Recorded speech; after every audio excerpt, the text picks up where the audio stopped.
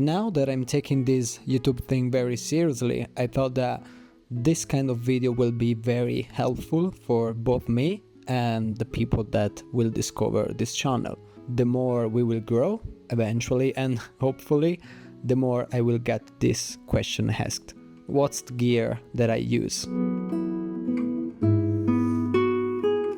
I think that this video is gonna be pretty long, so I've created a landing page where you will find basically everything that I'm gonna mention in this video. So feel free to check in the description and save the page for your future references.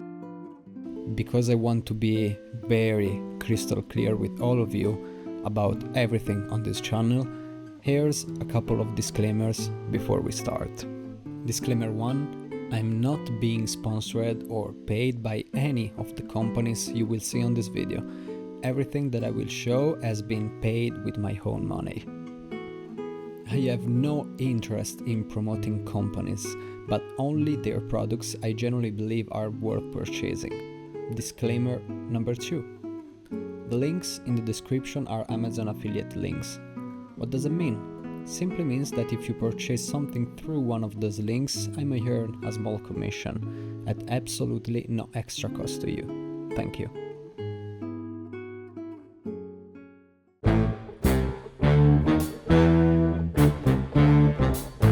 Yeah, that's the camera that basically introduced me to street photography and photography in general, the Ricoh GR3.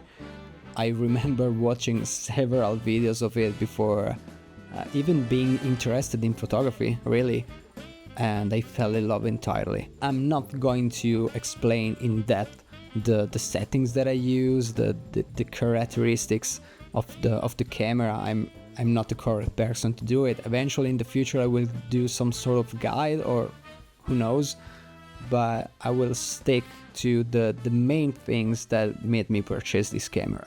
It's super compact, it's discreet, and that's probably what made me purchase this camera in the first place.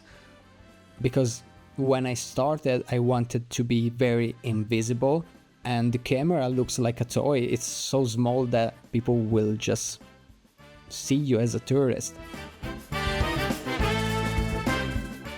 And also for the style that I enjoyed the most when I started, and it was a month ago. Things changed over time, but I still use the camera. The 28 was the perfect choice for me.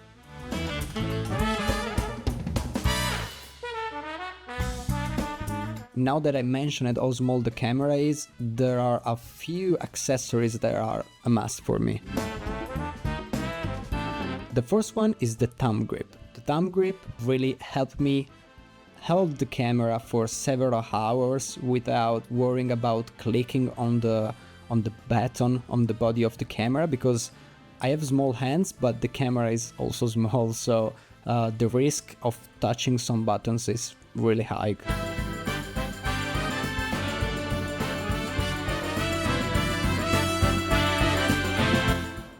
It's also very important to protect your lens barrier, and since the camera is very compact, you might want to fit it in your pocket, and you don't want to move this lens barrier. They are gonna, they are meant to cover your lens, so don't ruin your lens and purchase a lens cap. Depending on your taste and your aesthetic, there are a couple of models of these lens caps. They do the job regardless, so get the one that you prefer. Well, now that's a crucial point of the GR3, which are the batteries. The battery life is not that great, but there are some tips and tricks that you might want to use, especially when you're outside for several hours, like turning off the display instead of turning on and off the camera entirely. But I think that a few extra batteries are a must. Personally, I don't use the original ones because they are probably 40 euros, which is like $45 or something like that, which is crazy to me. With this kind of money, I can basically take a flight two-way in Europe, so to me it's not worth it. I purchased third-party batteries which they perform kind of the same. You can't really tell the difference. So yeah, consider that if you want to say something. Something that I find really useful is this protective case. If you are about to go out for a quick session just with the Ricoh, it's really comfortable. It protects the camera, and also, yes, you can fit the camera inside here even if you have a lens cap on it. After a few trips and several sessions of photography, I felt the need to kind of switch things. I felt like the 28 wasn't for me at a specific time. I was kind of tired of just blasting around with the 28. Sometimes the 28 wasn't the perfect choice for every situation that I was in, of course. So I've started shooting film with a Ricoh GRIII. I purchased that in a vintage store in Italy. The camera came with a 50mm lens, so you can imagine coming from a GR3 with the 28 to a GR5 film with the 50mm lens. So everything was different, really. Both the film and the focal length slowed me down a lot. But it wasn't a bad thing, really. It felt amazing. It was amazing to have everything on site, everything in front of you without hidden settings and stuff like that. It was very simple. It made things very, very simple. And so I started searching for a camera that kinda replicated this kind of experience, you know. So I wanted to shoot digital because film is very expensive, but at the same time I wanted the compactness and the simplicity of the Ricoh GRIII. And that's why I got the Fuji X4. The camera is compact, easy to set up. I went out the very first day that I got it, and it felt like home. It was very simple to shoot with it. Since I've mentioned the 50mm, that's basically the first lens that I got for this camera. I got the Fuji 35mm. I don't know if you say the original Fuji lens, but you know, I needed something reliable, fast, and I think it's worked very well for for shooting street photography. I don't need more than that. So I started with that 28 and it was perfect. I then fell in love with the 50 and it's still perfect for me, but at times I wanted something completely different in looks, probably something more abstract, so that's why I got the 75. This lens is a surprise. It's not for everyone.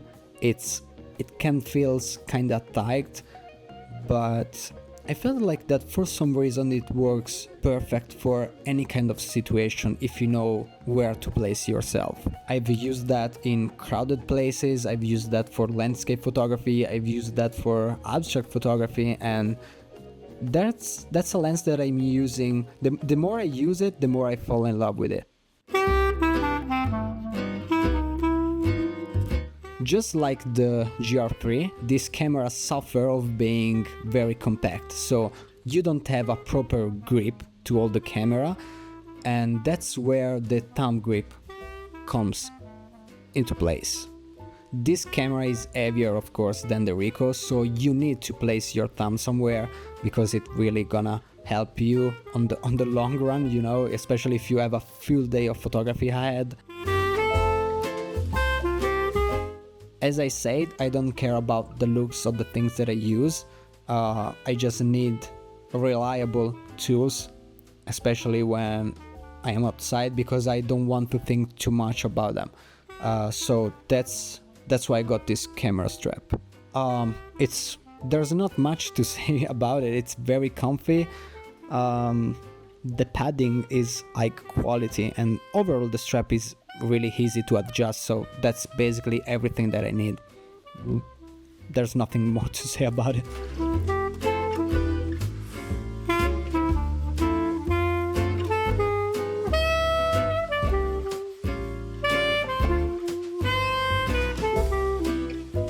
because of a bunch of travels that I did in different environments, I found myself having my lens constantly dirty. You know, it's not the best to have them dirty and keep them dirty, so that's why I got this cleaning kit.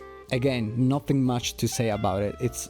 I suggest that to you because there's the dust blower inside, there are a couple of brushes that really help you reach when you cannot with your hands, and yeah, get it. It's a must. Especially when you are outside and wherever you are really, even if in a place that you know very well, you don't know what might happen. So keep in mind that you might have to clean your lens more often instead of just when you finish your session. So bring with you always these microfiber cleaning cloths. I personally use these ones because you can wash them, and I've washed them several times and they don't get crusty or ruined, so get them. Especially when I'm traveling outside of my country, I feel the need to be extra cautious, so I bought these protective lens pouches. They do the job really, nothing much to say. I can also fit the Ricoh inside one of them, and yeah, they come in different sizes. I can fit the action camera that I'm using to record this, or the microphones, or as I said, they are meant for the lenses, but they are protective, you know. So I have extra batteries for the Ricoh GR3, I have extra batteries for the Fuji X-C4, I have extra batteries for this camera that I'm using. So how do I keep them organized and how I bring them wherever I go? It's very simple. I found these KF concept batteries and SD card holder, which does the job perfectly. There's place for your batteries, there's place for your SD cards, and also space for the micro SD cards underneath.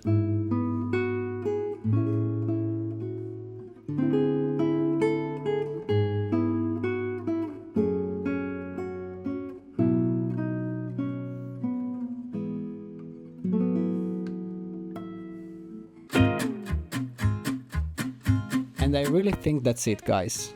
The gear that I use, and you know, it's not much, but that's all I need. There are other tools that I use, but they are not like that present in my daily use, so I don't feel like suggesting them.